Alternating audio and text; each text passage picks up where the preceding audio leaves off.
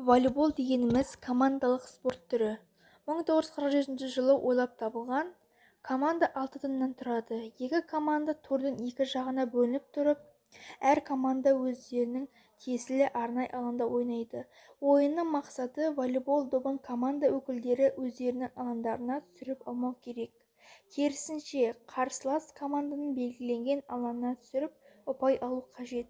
Егер команда өкілдерінің біреуіне доп тиіп, ол доп аутқа кететін болса, қарсылас команда ұпай еншілейді. Сондықтан қарсыласты қателестіру арқылы ұпай алуға болады. Доп белгілі бір команданың алаңына болған кезде, ол командадан тек 3 ойыншы ғана допты келесі жаққа асыруға көмек ете алады. Яғни 3 реттен артық допқа қол тигізуге болмайды. Волейбол ойыны 18-9 метрлік алаңда өтеді. Тордың жоғарғы жағы ерлер үшін 243 см биіктікте, әйелдер үшін 244 см жоғары тірекке байланады.